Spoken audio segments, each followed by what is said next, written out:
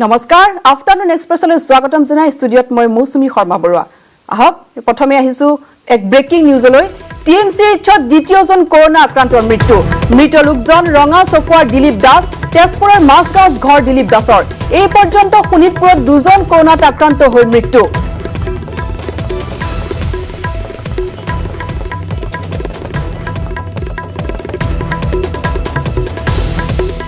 টিএমচিএইচত দ্বিতীয়জন কৰোনা আক্ৰান্ত মৃত লোকজন ৰঙা চকুৱাৰ দিলীপ দাস তেজপুৰৰ মাছগাঁৱত ঘৰ দিলীপ দাসৰ এই পৰ্যন্ত শোণিতপুৰত দুজন কৰোনাত আক্ৰান্ত হৈ মৃত্যু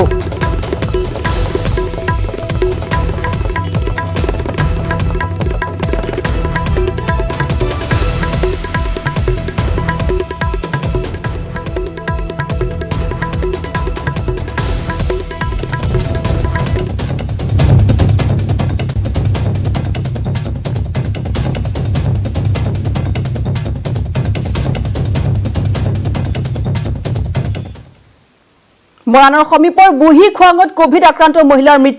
মৃত মহিলাগৰাকীৰ নাম ৰেৱতী হাজৰিকা শুকুৰবাৰে মৰাণ তিলৈ এফআৰইউত কৰা কোভিড পৰীক্ষা চিনাক্ত হৈছিল মহিলাগৰাকী আজি ঘৰতে মৃত্যু হৈ আক্ৰান্ত মহিলাগৰাকীৰ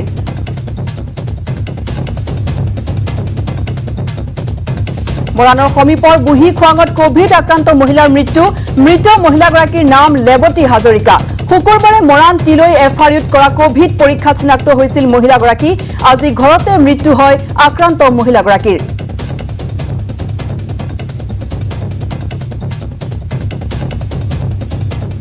সচলত সদৌ অসম কেব মজদুৰ সংঘৰ প্ৰতিবাদ উলা উবেৰ কৰ্তৃপক্ষই গাড়ীৰ মালিকৰ পৰা 40% ধন কৰ্তনৰ বিৰুদ্ধে চৰকাৰক ব্যৱস্থা গ্ৰহণ কৰিবলৈ দাবী উলা উবেৰ কৰ্তৃপক্ষই চালকসকলক ভেকচিনৰ ব্যৱস্থা এই পৰ্যন্ত নকৰাত খুব সদৌ অসম কেব মজদুৰ সংঘৰ নিশ্চিত বিপদৰ উমান পায়ো পেটৰ তাৰণাত কেব চলাবলগীয়া হোৱা বুলিও মন্তব্য সংঘৰ অসম চৰকাৰৰ পৰিবহণ বিভাগ এই ক্ষেত্ৰত নীৰৱ ভূমিকা গ্ৰহণ কৰা বুলি অভিযোগ সংঘৰ বহিৰাগত এই বণিক গোষ্ঠীৰ পৰা চালকসকলক উদ্ধাৰ কৰি নিজাববীয়াকৈ চৰকাৰে এপ খোলাৰ আহ্বান কালতো আমি কৰোনাৰ সৈতে সহবাস কৰিবলগীয়া এটা কণ্ডিশ্যন হৈছে আজি আমাক কোম্পানী দুটাই ভেকচিন দিয়াৰ ব্যৱস্থা কৰিব লাগিছিলে তেনেকৈ একো সুবিধা কৰি দিয়া নাই গাড়ীত চেনিটাইজ কৰাৰ ব্যৱস্থা কৰিব লাগিছিলে চেনিটাইজ কৰা হোৱা নাই তথাপিও আমি নিশ্চিত বিপদৰ উমান পায়ো আমি কাম কৰিবলগীয়া হৈছে কাৰণ আমাৰ চলিবলৈ অন্য ৰাস্তা আমাৰ ওচৰত একেবাৰে নাই এতিয়া অলা উবেৰ নামৰ যি ব্যক্তিগত প্ৰতিষ্ঠান দুটা এই দুটা আজি আমাৰ পৰা 30ৰ পৰা 40 টকা পৰ্যন্ত কাটি আছে এইখিনি সময়ত তেওঁলোকে আমাৰ প্ৰতি অলপ সঁহাৰি দিব লাগিছিলে যেহেতু আমি তেওঁলোকৰ এমপ্লয় হয় তেওঁলোকৰ ওচৰত আমি নিজে গোটেই ধন টকা পইচা ইনভেষ্ট কৰি পেলাই গাড়ী এখন কিনি দিছোঁ আমাক সামান্যতম সহায় কৰাৰ বিপৰীতে তেওঁলোকে লুণ্ঠনটো বঢ়াইহে গৈছে আৰু অসম চৰকাৰৰ যি পৰিবহণ বিভাগৰ বিভাগীয় কৰ্তৃপক্ষ আছে তেওঁলোকে একদম নিমাত ভূমিকা পালন কৰি আছে আমি বিভিন্ন সময়ত প্ৰতিবাদ সাব্যস্ত কৰিছোঁ আমি চৰকাৰৰ ওচৰত লিখিত ৰূপে দিছোঁ কোনো ধৰণৰ আমাৰ প্ৰতি তেওঁলোকে ব্যৱস্থা কৰা নাই মহানগৰীৰ নুনমাটি হাইস্কুলৰ দুগৰাকী শিক্ষয়িত্ৰীৰ দেহত ধৰা পৰিল কৰোনা ভাইৰাছ কৰোনা আক্ৰান্ত দুইগৰাকী শিক্ষয়িত্ৰী বিদ্যালয়খনত কৰ্মৰত অৱস্থাতে আছিল কিছুদিন ধৰি চৰ্দি জ্বৰ আৰু কাহত ভুগি আছিল শিক্ষয়িত্ৰী দুগৰাকী কোভিড পৰীক্ষাৰ অন্তত পজিটিভ ওলাল শিক্ষয়িত্ৰী দুইগৰাকীৰ দেহত উল্লেখ্য যে বিদ্যালয়খনৰ এগৰাকী শিক্ষয়িত্ৰীয়ে 4 দিন পূৰ্বে কোভিড ভেকচিন লৈছিল যদিও ভেকচিন লোৱাৰ পিছতেই তেওঁৰ দেহত কোভিড পজিটিভ ধৰা পৰে শিক্ষয়িত্ৰী দুগৰাকী স্কুলৰ ছাত্ৰ ছাত্ৰীৰ লগতে বহু কেইজন লোকৰ সংস্পৰ্শলৈ আহিছিল বিদ্যালয়খনৰ শিক্ষয়িত্ৰীৰ দেহত কৰোনা পজিটিভ ওলোৱাৰ লগে লগে আজি শনিবাৰৰ দিনটোত সম্পূৰ্ণৰূপে পাঠদান বন্ধ হৈ পৰিল নুনমাটি হাইস্কুলৰ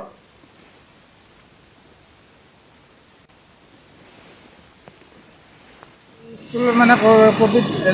দুজন নহয় এজনৰ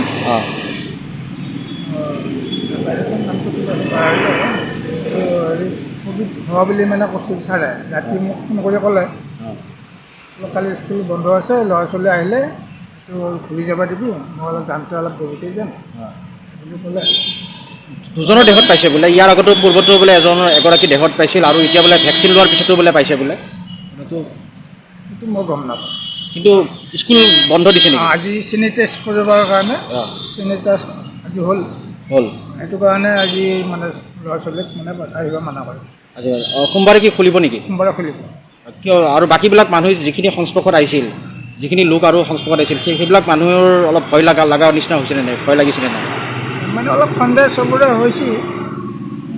এনে হেৰি ক্ষেত্ৰত নাই এইজনৰ কাৰণে শুনা পায় অলপ সন্দেহ কিন্তু নাহিলেও নহয় না আৰু মহিলাগৰাকী ভেকচিন লৈছিল বোলে শিক্ষয়িত্ৰীগৰাকী আগত ইয়াৰ কেইদিনমান আগতে বোলে এইটো মই বিশেষ গম নাপাওঁ কিন্তু আজি স্কুল বন্ধ স্কুল চেনিটাইজ কৰাৰ কাৰণে তাৰমানে আজি বন্ধ দিছে দৰং জিলাত 100 ঘৰ অতিক্ৰম কৰিছে কৰোনা আক্ৰান্তৰ সংখ্যা লগে লগে বলবৎ হৈছে নতুন এছঅপি নতুন এছঅপিৰ মতে বিয়াৰ 100 জন লোক আহিব পাৰিব চৰকাৰী নিৰ্দেশনাৰ পিছতে সমস্যাত পৰিছে বিয়াঘৰীয়া সকলোৱে মাস্ক পৰিধান কৰি আহিছে বিয়ালৈ চিপাঝাৰৰ হাজৰিকাপাৰা বৰুৱা চুবুৰীত বিয়া খাবলৈ আহি 17 জন কৰোনাত আক্ৰান্ত হোৱাৰ সন্দেহ কৰিছে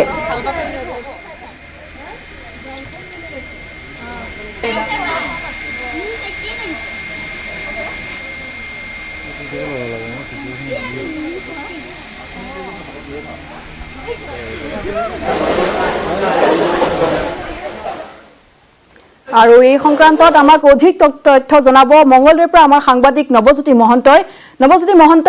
অধিক তথ্য কি আছে নিশ্চয়কৈ মৌচুমী যেহেতু ৰাজ্যত এতিয়া কৰোনা আক্ৰান্তৰ সংখ্যা ক্ৰমাৎ বৃদ্ধি পাবলৈ আৰম্ভ কৰিছে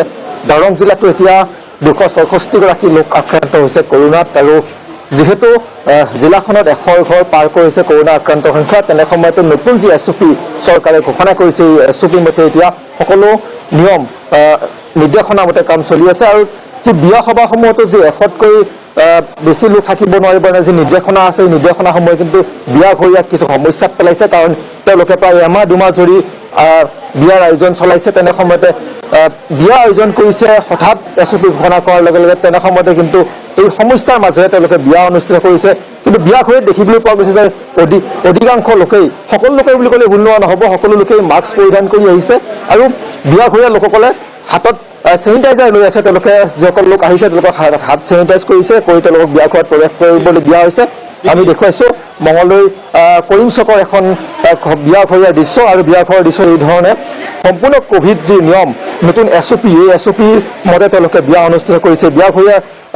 লোক আছে তেওঁলোকৰ লগত কথা পাতি যত্ন কৰিম যিহেতু বহুদিনৰ পৰা বিয়াৰ আয়োজন চলাই আজিও বিয়া অনুষ্ঠিত হ'ল কিন্তু যথেষ্ট নিয়মৰ মাজত পাতিব লগা হৈছে অসুবিধাত পৰিছে আপোনালোক হয় যথেষ্ট অসুবিধাত পৰিছোঁ আমি আমাৰ জানুৱাৰীত যে একচুৱেলি বিয়াখন ঠিক হৈছিলে বহাগৰ 9 তাৰিখ 10 তাৰিখ ইংৰাজী 24 তাৰিখত আমি সম্পূৰ্ণৰূপে সাজু হৈ উঠিছিলোঁ আমি সপোনতো হ'ব নাছিলোঁ যে এনেকুৱা এটা পৰিস্থিতিৰ সন্মুখীন হ'ম তথাপিও যেতিয়া এতিয়া দুৰ্ভাগ্য ব্যাধিয়ে আমাৰ মাজত আহিছে আমি প্ৰশাসনৰ নিৰ্দেশ মৰ্মে সীমিত সংখ্যক মানুহে আমাৰ বিবাহখন অনুষ্ঠিত কৰিব ওলাইছোঁ যিহেতু ইয়াত জড়িত হৈ আছে এখন বৃহৎ সমাজৰ লগতে এইটো এটা দুৰ্ভাগ্য ব্যাধিৰ কাৰণে আমি যিমান প্ৰটকল মানি চলিব পাৰি সিমানখিনি আমি চলিবলৈ চেষ্টা কৰিছোঁ যিমান পাৰি তেওঁলোকে মানি চলিছে আমি ইয়াৰ লগতে ক'ব লাগিব যে দৰং জিলাৰ যি হাজৰিকাপাৰা অঞ্চল চিপাঝাৰ এই হাজৰিকাপাৰা অঞ্চলত যোৱাকালি এখন বিয়াৰ পৰা প্ৰায় 17 জন লোক কোভিড আক্ৰান্ত হোৱাৰ সন্দেহ কৰিছে সংক্ৰমণ হোৱাৰ সন্দেহ কৰিছে আমি কইনাৰ মাতৃ আছে তেওঁলোকৰ ওচৰলৈ যাব বিচাৰিম যিহেতু যথেষ্ট কষ্ট কৰি তেওঁ বিয়াৰ আকৌ এনেকৈ আহিব পাৰি বিয়াৰ আয়োজন চলাইছে সমস্যা হৈছে কোভিড নিয়ম পালন কৰিব লগা হৈছে আৰু যিমান লোক আহিব লগা আছিল সেই ধৰণৰ লোক আহিব পৰা নাই আমিতো আগতেই মানে মানুহজনে মাতা হৈ গৈছিলে পাৰ্মিশ্যনো ল'লে ডিচি ছাৰৰ কিন্তু এতিয়া ধৰি লওক 600মান মানুহ মাতা হৈ গৈছিলে কিন্তু এতিয়া মানে এই এনেকুৱা হোৱাৰ কাৰণে চিটুৱেশ্যনত মানুহে এতিয়ালৈ 200মান মানুহ আছে কিন্তু একেলগে হোৱা নাই মানুহখিনি মানে বহুত পাতলীয়া ধৰণৰ হৈছে বেয়াও লাগিছে লাষ্টৰ বিয়া আছিলে আৰু এইখন হেৰেঙা পৰিৱেশ এটা হেৰেঙা পৰিৱেশ বিয়াৰ পৰিৱেশ আমি দেখুৱাইছোঁ কইনাৰ লগত আমি কথা পাতিম প্ৰথমতে দেখুৱাইছোঁ কইনাই মাস্ক পৰিধান কৰি তেওঁ বহি আছে আৰু কৈছোঁ ইতিমধ্যে সকলো লোকে মাস্ক পৰিধান কৰি তেওঁলোকে যি বিয়াত আহিছে আমি কইনাৰ ওচৰলৈকে যাম যিহেতু তোমাৰ বিয়াৰ কাৰণে এতিয়া যথেষ্ট নিয়ম পালন কৰি বিয়া অনুষ্ঠিত কৰিব লগা হৈছে সমস্যা হৈছে অসুবিধা হৈছে হয় যথেষ্ট অসুবিধাৰ সন্মুখীন হৈছোঁ তথাপিতো আমাৰ চেনিটাইজাৰ আৰু হেণ্ড মানে ৰখা হৈছে হেণ্ড ৱাছ ৰখা হৈছে পানী ৰখা হৈছে গেটত তাৰপিছত যিখিনি আমাৰ মানে অৰ্ডাৰ দিয়া হৈছে তেনেকৈ ৰাখিছোঁ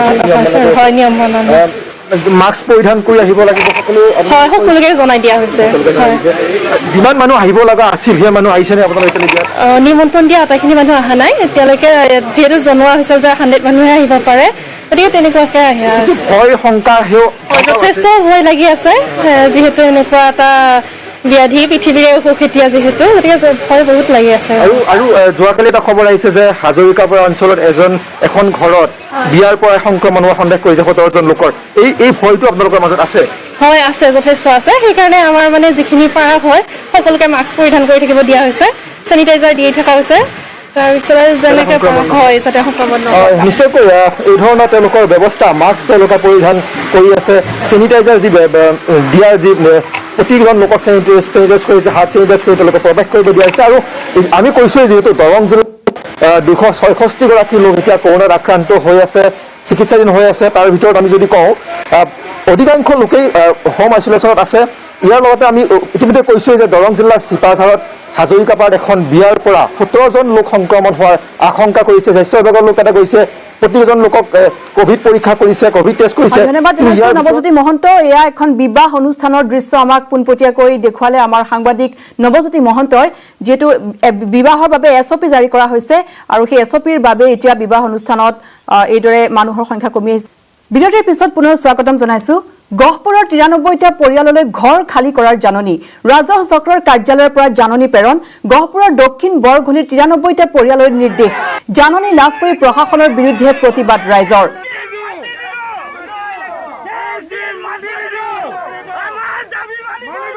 গহপুৰৰ 93টা পৰিয়াললৈ ঘৰ খালী কৰাৰ জাননী ৰাজহ চক্ৰৰ কাৰ্যালয়ৰ পৰা জাননী প্ৰেৰণ কৰা হৈছে গহপুৰৰ দক্ষিণ বৰঘুলিৰ 93টা পৰিয়াললৈ নিৰ্দেশ দিয়া হৈছে জাননী লাভ কৰি প্ৰশাসনৰ বিৰুদ্ধে এইদৰে প্ৰতিবাদ সাব্যস্ত কৰিছে ক্ষুভিত ৰাইজে এই দৃশ্য গহপুৰৰ তেজপুৰৰ পৰা আমি 72 চনৰ পৰা অহা যোৱা কৰি ইয়াত মানে আমাৰ 17 ঘৰ মানুহে ইয়াত মানে বসবাস কৰিছিলে আৰু সেই 17 ঘৰ মানুহে আমি কেছ খেলিছিলোঁ কেছত আমাৰ মানে হেৰি হ'ল জিকা হ'ল তাৰ প্ৰমাণ পত্ৰও আছে দাবী জনাইছো যে এই ভূমিপুত্ৰ লোকসকলক তেওঁলোকে এটা সুব্যৱস্থা কৰি দিব লাগে ইয়াৰ মাটি ইয়াৰে মানুহ ইয়াতে থাকিব দিব লাগে মানুহ মাৰি অফিচ নহয় অফিচৰ বাবেহে মানুহ গতিকে এই মানুহখিনি এটা ভাল ব্যৱস্থা গ্ৰহণ কৰিব লাগে বুলি আমি দাবী জনাইছো পুনৰ কোভিড হাস্পতাললৈ ৰূপান্তৰ কৰা হ'ব জাগিৰোডৰ নগাঁও কাগজ কলস্থিত চিকিৎসালয়খন শনিবাৰে চিকিৎসালয়খন পৰিদৰ্শন কৰি এই মন্তব্য কৰে পীয়ুষ হাজৰিকাই ৰাজ্যত দ্ৰুত গতিত কোভিড আক্ৰান্ত ৰোগীৰ সংখ্যা বৃদ্ধি পোৱাৰ পৰিপ্ৰেক্ষিতত এই সিদ্ধান্ত গ্ৰহণ কৰা হৈছে বিগত বৰ্ষত কোভিড চিকিৎসালয় হিচাপে ব্যৱহাৰ কৰা চিকিৎসালয়খন সম্প্ৰতি ৰাষ্ট্ৰীয় স্বাস্থ্য মিছনৰ অধীনত চলি আছে অহা এসপ্তাহৰ ভিতৰত এই চিকিৎসালয়খনত ৰখা হ'ব কোভিড আক্ৰান্ত ৰোগীক সকলোকে কোভিড প্ৰটকল মানি চলিবলৈ আহ্বান জনায় পীয়ুষ হাজৰিকাই আমি কোভিড হস্পিটেল হিচাপে ব্যৱহাৰ কৰিছিলোঁ যোৱা বছৰ যেতিয়া কোভিডৰ পিক সময় আছিলে আৰু এতিয়া এইখন হস্পিটেল নিয়মিতভাৱে চলি আছে NHMৰ আণ্ডাৰত এই হস্পিটেলখন নিয়মিতভাৱে চলি আছে এতিয়া যিহেতু কোভিডৰ প্ৰকোপ আকৌ বৃদ্ধি হৈছে এই হস্পিটেলখন আকৌ আমি কোভিডলৈকে লৈ যাম 100 মান পেচেণ্ট ইয়াত থাকিব পাৰিব আৰু যোৱাবাৰো আছিলে যোৱাবাৰ প্ৰায় 90জন পেচেণ্ট ইয়াত আছিলে গতিকে 100জন পেচেণ্টৰে এখন হস্পিটেল কোভিডৰ কাৰণে আকৌ আমি সাজু কৰিছোঁ এসপ্তাহৰ ভিতৰত সাজু হৈ যাব এতিয়ালৈকে হস্পিটেলত বেডৰ অভাৱ হোৱা নাই আমাৰ মৰিগাঁও ডিষ্ট্ৰিক্টত মাত্ৰ 40জন মানুহে হস্পিটেলত আছে বাকীখিনি হোম আইচলেশ্যনত আছে গুৱাহাটী আমাৰ চিভিল হস্পিটেল আছে আমাৰ দলংঘাটত আছে আমাৰ লাহৰীঘাটতো আছে গতিকে এইখনো হ'ব নগাঁৱত আৰক্ষীৰ জালত 3 হত্যাকাৰী পুৰণি গুদামৰ যুৱক নয়নজ্যোতি গায়নৰ হত্যাকাৰী গ্ৰেপ্তাৰ কলিয়াবৰ মহকুমা আৰক্ষী বিষয়াই গ্ৰেপ্তাৰ কৰে 3 হত্যাকাৰীক 5 মাৰ্চত নৱজ্যোতিক হত্যা কৰি টুকুৰা টুকুৰকৈ মৃতদেহ পেলাই থৈছিল বুকাজানত নৱজ্যোতিৰ সুইফট ডিজায়াৰ গাড়ী ভাড়ালৈ নি কৰিছিল হত্যাকাণ্ডত জড়িত নৱজ্যোতিৰ গাঁৱৰে যুৱক কেশৱ গায়ন আন 2 হত্যাকাৰী তেজপুৰৰ দীপাংকৰ কোচ আৰু সামগুৰিৰ মিণ্টু বৰা দীপাংকৰ কোচ অৱসৰপ্ৰাপ্ত SSBৰ জোৱান দীপাংকৰ বহুদিন ধৰি ডিমাপুৰৰ গাড়ী চুৰিৰ চক্ৰৰ সৈতে জড়িত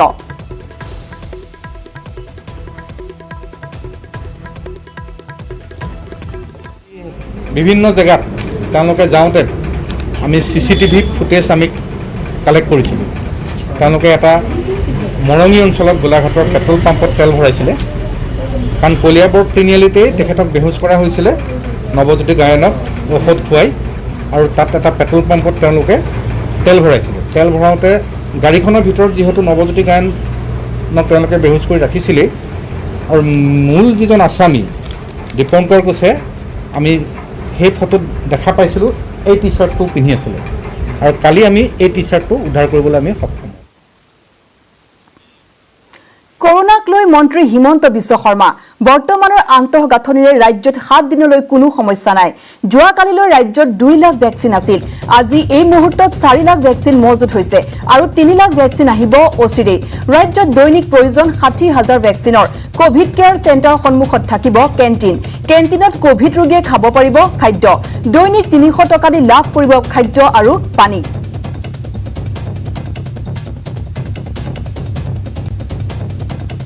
পেচেণ্টৰ বিপৰীতে আমি 300 টকাকৈ দিনে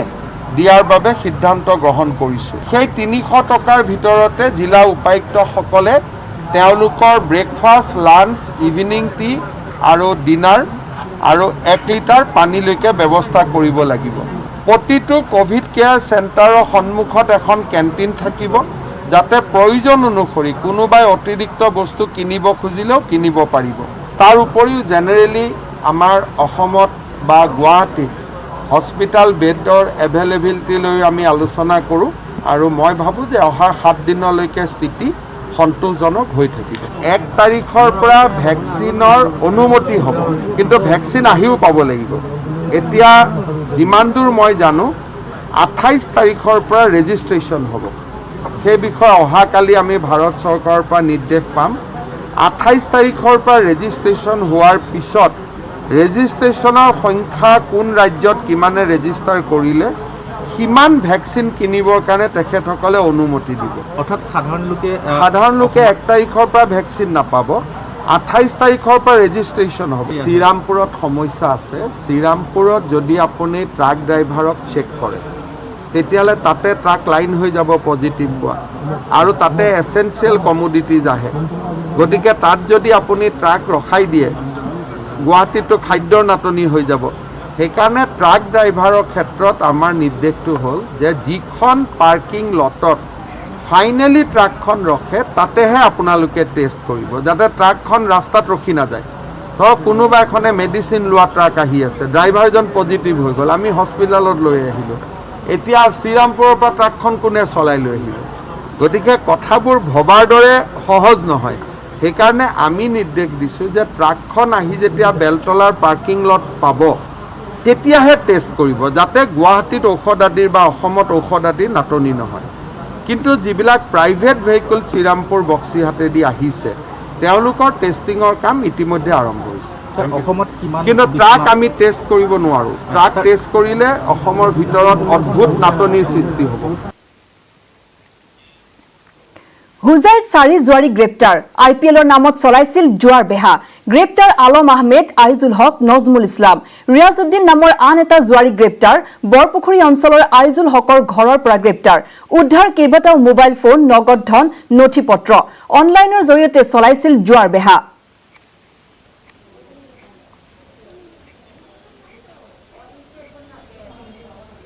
হুজাইত 4 জুৱাৰী গ্ৰেপ্তাৰ কৰা হৈছে। IPLৰ নামত চলাইছিল জুৱাৰ বেহা। গ্ৰেপ্তাৰ কৰা হৈছে আলম আহমেদ, আইজুল হক, নজমুল ইছলামক। ৰিয়াজউদ্দিন নামৰ এটা জুৱাৰীকো গ্ৰেপ্তাৰ কৰা হৈছে। বৰপুখুৰী অঞ্চলৰ পৰা আইজুল হকৰ ঘৰৰ পৰা গ্ৰেপ্তাৰ কৰা হৈছে আটাইকে। উদ্ধাৰ কৰা হৈছে কেইবাটাও মোবাইল ফোন, নগদ ধন আৰু নথি পত্ৰ। অনলাইনৰ জৰিয়তে চলাই আহিছিল জুৱাৰ বেহা।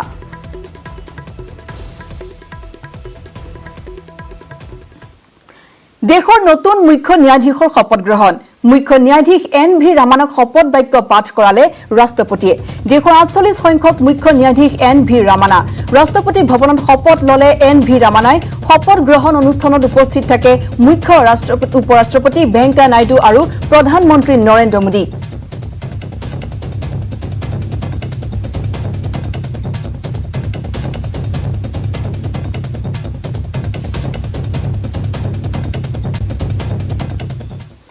দিল্লীত অক্সিজেন নাপাই পুনৰ 20 জন ৰোগীৰ মৃত্যু। দিল্লীৰ জয়পুৰ গোল্ডেন হাস্পতালত নিশা ঘটিত হল এই ঘটনা। সন্ধিয়া 5 বজাত 3600 লিটাৰ অক্সিজেন যোগান ধৰাৰ কথা আছিল, কিন্তু নিশা 12 বজাত মাত্ৰ 1500 লিটাৰ অক্সিজেন যোগান ধৰিছিল। হাস্পতালখনত এতিয়াও 200 গৰাকী ৰোগীয়ে মৃত্যুৰে যুঁজি আছে। বৰ্তমান হাস্পতালখনত নাই অক্সিজেন।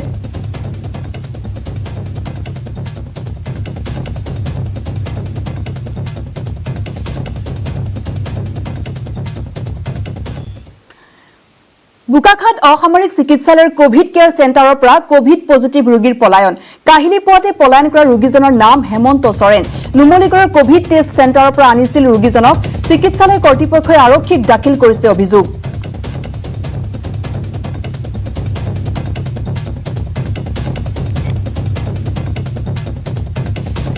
বোকাখাত অসামৰিক চিকিৎসালয়ৰ কোভিড কেয়াৰ চেণ্টাৰৰ পৰা কোভিড পজিটিভ ৰোগীৰ পলায়ন কাহিলি পোৱাতে পলায়ন কৰা ৰোগীজনৰ নাম হেমন্ত সৰেন নুমলীগড়ৰ কোভিড টেষ্ট চেণ্টাৰৰ পৰা আনিছিল ৰোগীজনক চিকিৎসালয় কৰ্তৃপক্ষই আৰক্ষীক দাখিল কৰিছে অভিযোগ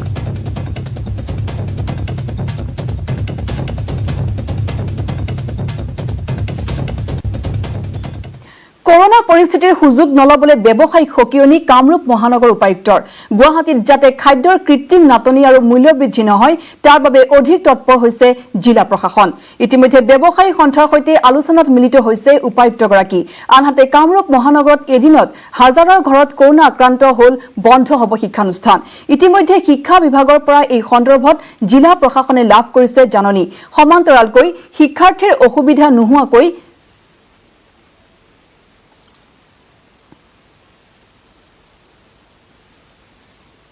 মই এই ক্ষেত্ৰত আমি যোৱাকালি আমি বিভাগীয় সঞ্চালকত আমি এটা বৈঠক অনুষ্ঠিত কৰিছিলোঁ য'ত তেওঁলোকে কিছুমান আমাক তথ্য দিছে যে কিছুমান সামগ্ৰী চৌচতে দাম বাঢ়িছে দুই এটা সামগ্ৰী তেনেকৈ চৌচতে দাম বাঢ়িছে গতিকে সেইখিনিতো স্বাভাৱিকত দাম বাঢ়িবই তথাপিও আমি তেওঁলোকক এটা আহ্বান কৰিছোঁ আৰু লগতে তেওঁলোকক এটা আমি ৱাৰ্ণিঙো দিছোঁ যে যাতে কোনো ধৰণৰ নাটনি যাতে আৰ্টিফিচিয়েল যোনটো মানে নাটনি যোনটো কয় সেইটো যাতে ক্ৰিয়েট নকৰে আৰু দামটো যাতে অযথা বঢ়াই নিদিয়ে তাৰ কাৰণে আমি তেওঁলোকলৈ এটা আহ্বান কৰিছিলোঁ তেওঁলোকে আমাৰ এছুৰেঞ্চ দিছে যে যিমানখিনি পৰ্যাপ্ত পৰিমাণৰ যিখিনি সামগ্ৰী ইতিমধ্যে আমাৰ আছে কোনো নাটনি নহয় গতিকে দাম বঢ়াৰ কোনো তেনেকুৱা চান্সেছ স্ক'প নাই বুলি আমাক জনাইছে আৰু ইয়াৰ লগে লগে আফটাৰনুন এক্সপ্ৰেছৰ পৰা মই মৌচুমীয়ে বিদায় লৈছোঁ ধন্যবাদ